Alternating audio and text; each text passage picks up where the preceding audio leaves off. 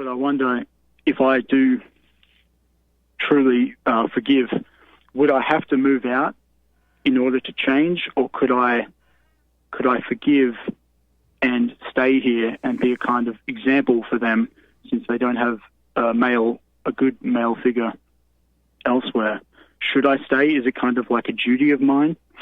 Or should I move on with myself, kind of leave the mess to the people who created it and kind of just move on with my life? Pleasure. Welcome to the show. You're on the air. Hey. Hey, Jesse. How you doing? All is well. How are you? I am good. Very glad you answered my call. First of all, I just want to say thank you. I've been binge watching your content for a few weeks now, and I can really see the Holy Spirit working through you and telling the truth. And I know you probably get a lot of hate and anger directed at you, but you're a brave and courageous man. So I thank you for doing what you do. You're welcome, man. So I'll just explain some background briefly. So I'm 20 years old. Currently live with my mum, although I didn't always. How old are you? My parents divorced when 20. Oh, 20. okay. And you live with your mother? You haven't always? No, I moved here a year ago. Okay. So I could be closer to my work. I used to live with my dad, but my parents divorced when I was 11. Oh, okay. And I can see now from watching your show and listening to what you say, I can kind of intellectually understand, and I've really kind of meditated on it, and I can really see that you're right when you say that the anger from the mother infects the children and it's passed down intergenerationally. And I want to forgive and move on and be a man.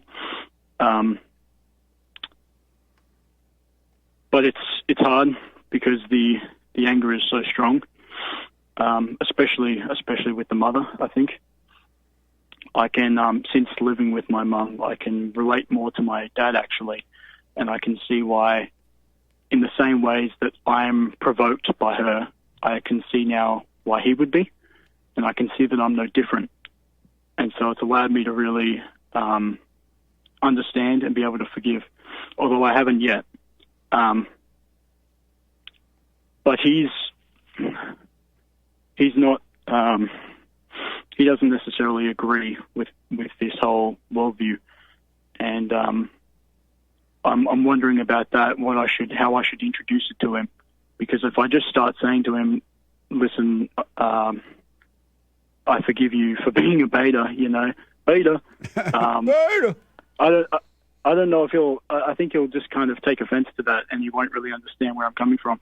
And I know that, I can't live like that. I can't live in fear of how people are going to respond. I just have to tell the truth. But I want to be able to do it in a way that's actually effective, that can actually kind of help him to see his ways and see what I'm saying.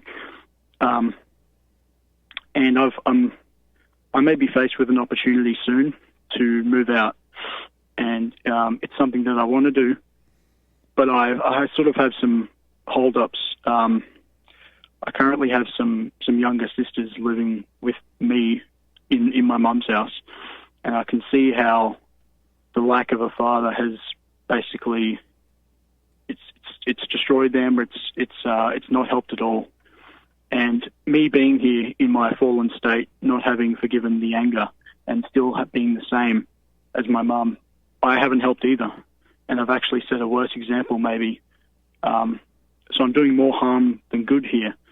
But I wonder if I do truly forgive, would I have to move out in order to change, or could I forgive and stay here and be a kind of example for them, since they don't have a good male figure elsewhere? Should I stay? Is it kind of like a duty of mine? Or should I move on with myself, kind of leave the mess to the people who created it and kind of just move on with my life? How old are your sisters?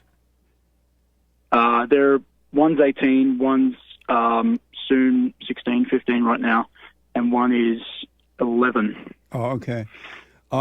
Number one, to your question of forgiveness and how you do it, you see now that you resent them, right, for what they have done, and you see Yeah. that you cannot help yourself but have the anger, and the same anger, the same spirit is causing you to do things that you don't want to do, right? Absolutely, yeah. You have fear and you can't do this or that. Well, they're having the same problem and they can't help it. And so now that you see that, you go and you say to both of them, I'm sorry for resenting you. I realize now that you can help yourself. And I'm sorry for resenting you for that, being angry at you about it. I understand now. And then God will forgive you when you forgive them. Don't ask them for forgiveness. You apologize as an adult for resenting them. They cannot help themselves. And God will forgive you. And then you take time and are you working right now? Not at the moment, no. Okay, get yourself a job and get yourself an apartment eventually, because you're going to have to deal with the issues of life in order to grow up and overcome them. But if you stay there with mama, then you're not going to deal with the issues that you would deal with on your own. And now that once you forgive them, you're going to start to operate with love. And love is not an emotion. There is no fear, no doubt, nothing in it but love. It's a light unto your feet. It's going to guide you through all things. And you need that, but you're not going to get it as long as you're under mama's skirt tail, right? And plus, her heart is so wicked. Her heart is so wicked, she's not going to let you succeed anyway. And so... Right. Well, I kind of have a question about that, because I can totally see why that's true. And I've definitely experienced it. Like, I've talked to her about, like, the divorce and how I think it's wrong. And because she divorced my dad. And she doesn't like that at all. Obviously, she gets very defensive, and she kind of it builds up a lot of resentment within her towards me. Yeah. But she also wants me to succeed, and I don't know why she does. You know, I hope give her the benefit of the doubt, but she does want me to, move out and stuff like that. Yeah. But she doesn't know what that would require, I think, and also. I kind of feel like if I leave, because when I said the opportunity was coming up, the opportunity would most likely be out of state. So I'd be leaving not just to an apartment, but to a different state. Nice. You need to get as far as I'm looking forward to it. possible. I hope it can happen. Yeah. Yeah, but the thing is do I have some sort of duty to my family that's still here, like my sisters? Do I need to, I feel like I'm kind of in the right place to be a good example, but I haven't been so far. I've done more harm than good. You have zero duty. Those are not your children, and she has already messed them up anyway, and recreated them in her image, and they're yearning for their father. They're not yearning for you. They're yearning for the father, and you're not capable of being that father to them. Only the real father can be that. So there's nothing you can do. You owe them nothing except to tell them that if y'all want to be free, you need to forgive your mama and your father. Forgive your father for not being able to be here to protect you from her, and forgive your mother because her mother did it to her. She can't help her. And if they forgive, that's the only way that they're going to go free. There's nothing else that you can do, nor is there anything else you need to do or supposed to do. You got to go and live your own life, and if they would see that you forgave mama, you forgave daddy, and now you're a free brother, and that I want to be like my brother, that's when you can point them back to the Father within, and hopefully they'll do it and be free too. That does make sense. I can totally understand that. When it comes to my father, though, I feel like, and you're right, I haven't tried this yet. But if I did approach him about this and I did talk to him about it, I feel like I would have to explain some things first, like what I resent him for, and that would open up a whole another conversation about really, if we want to get deep down to it, the nature of reality and what the roles of men and women are. And I don't mean to disrespect him or be mean to him or anything. That's not my intention, but to be honest, he is kind of a beta. Right. And that means that he thinks differently about it, and I can see why that's related to his mother and how he fears and resents his mother. And now that you live with your mother, you see and understand what he was going through. You can let him know absolutely. that.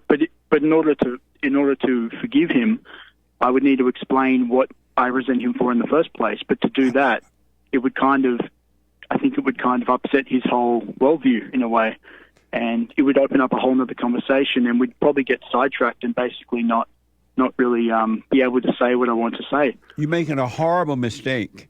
You're listening to thoughts, and all thoughts are all lies all the time. They keep you in the future or the past so that you don't see the truth. You don't pre-think this. You don't know how it's going to turn out.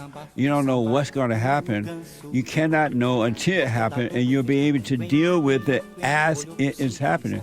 But you're listening to the devil of the thoughts, imagination, and he's trying to prevent you from going and forgiving your father so that you can be free. Don't worry about that. You deal with it as it is happening. Right now, you're in your head about it. Just because that happened then, that doesn't mean it's going to happen now. You always have a life of living now, never looking back or looking forward, because it doesn't exist, right? And so you're going there, and you're going to him now and her to say, hey, I'm sorry for resenting you, for being angry. I realize now you can help yourself. And then if you truly forgive, they start acting out. Let's say your father take it bad or your mother take it badly. You just look at them like you're looking at a movie, knowing that it's not their acting out. It has nothing to do with you. They might not be ready to overcome, and they have a right to live in their hell, and you have a right to be free. Don't get in an argument. Don't argue back. Don't try to prove anything, because your only purpose is, I'm wrong for resenting you. And you'll be fine. Right. Yeah. I can see what you're saying, but it's difficult because I've not been a good example for what I preach. I haven't been practicing what I preach, and my parents already think I'm a self-righteous, arrogant prick, to be honest, and they're kind of right as well. And so if I'd come to them and say, hey, sorry for resenting you, taking the high road and basically, it'll come across like I think I'm better than them. And although that's not what I mean, I can already see it. And I know you're right, I'm living in my head, but I just don't think it'll, I guess I don't really know what to say. They already think I'm kind of arrogant. Do you care about that, what they think? Well, insofar as it affects how they hear what I say. Do you care about what they think? Not really, but kind of in certain situations, but fundamentally not really. Why do you kind of care about what they think, period? Well, I care in the sense that I want to convince them. So I guess I do care, but I want them to do well, and I think they need to know this in order to do well. And so insofar as I need to Why tell do you them want them to do well? Because I love them. Well, I want what's best for them. Maybe I don't love them with a true love yet, but in my mind, I want to forgive them, and I want them to be good as well, and I want them to do well. What good is it doing them or you to want them to do good or do well? What good is that doing? Nothing in itself. It has to be paired with action. I totally agree. No, it has to be them wanting to do well. Your wanting that for them is not going to do any good. God want that for them in that He made a way so that they can come out of the hell. But if they don't want to come out of hell, He's okay with that. Why don't you be okay with it? Because every adult is responsible for themselves. No one else is. Well, I think there's been no one else to tell them what's wrong in their life so far. I think that might be part of my job is to kind of deliver a message to them. Why is that your job? Because I think I'm the only one who probably knows it. But then let them suffer until they're ready to know too. Well, they might be ready. I don't know yet because they haven't heard it. I don't know if they would be open to it. But you don't know. You don't need to know, because if they are truly ready to overcome, they're going to look within. You don't need to know that. Will they always look within? Ain't no other way out. I guess that does make sense, because I started looking within, and that's how I got here. Yes. They have to travel the same road if they want to be free. There's nothing you can do. I can at least be there, though, and kind of point them in the right direction, can't I? Not if they don't want to be pointed. Right. But you'll never know if you don't try. Like, I won't know if they want to or not unless I tell the truth and tell them what I think. No, you're not supposed to be telling them the truth and thinking that they may wake up. You want to tell them the truth because you love them and don't hate them.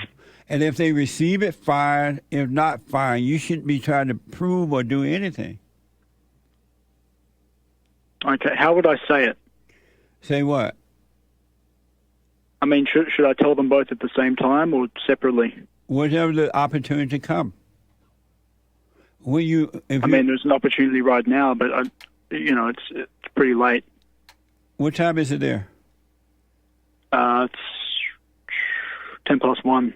In the AM? Yeah. So why is it, they sleep right now? That's not an opportunity, right? Yeah, he probably is now. Yeah, I guess it's not. That's not an opportunity. I guess well, no, he only just went to sleep. He's been awake for a while. But he's still sleeping. He's asleep now, yeah, probably. Yeah.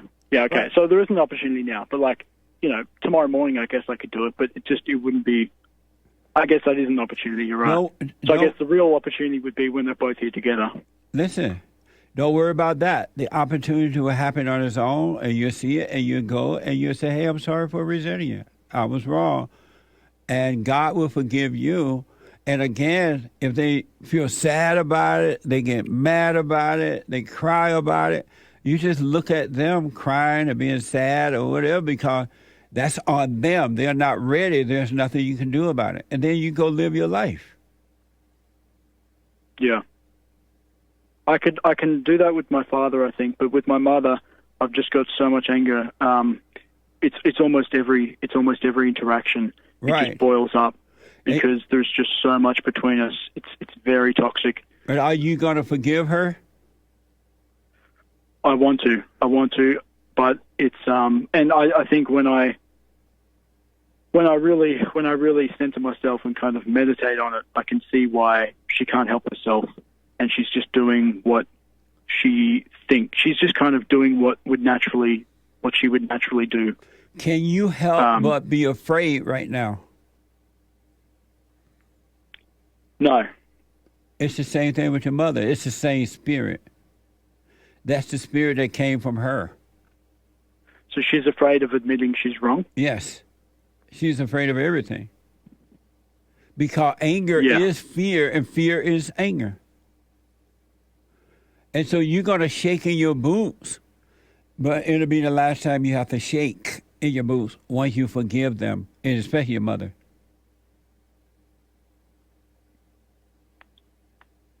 Yeah. It's so deeply ingrained.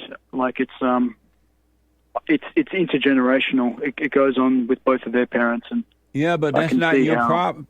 That means that you can understand why they're that way, but that's not your issue. Your issue is as you got to forgive because you're becoming like them.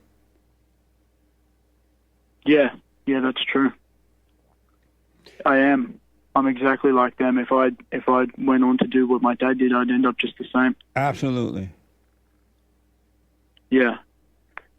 Are you doing the silent prayer? I've done it once so far.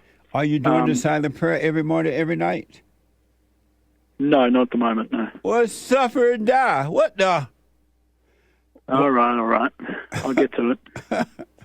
So that the Father in you can guide you. He'll shine the light on the imagination and separate you from it. Then you'll be able to just live your life. You'll be able to see. You wouldn't have any questions about life. You'll just live it. How do I know what's my imagination and what's not?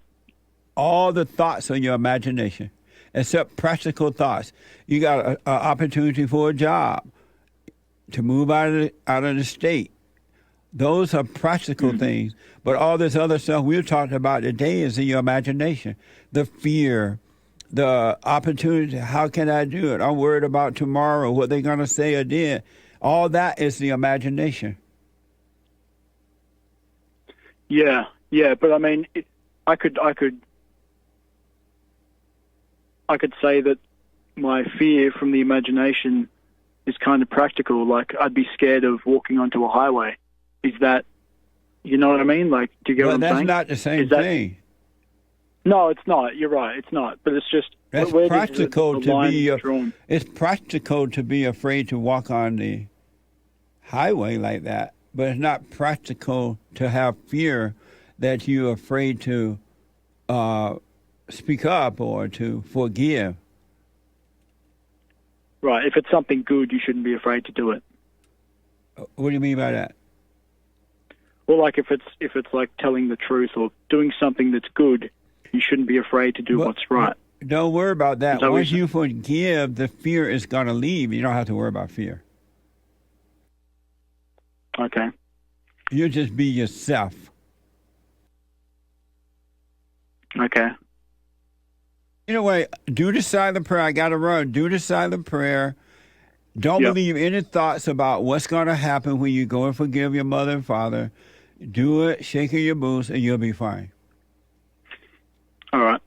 Thank you, Jesse. I appreciate it. Yeah, let me know how it goes, okay? I will. I'll call you back. All right.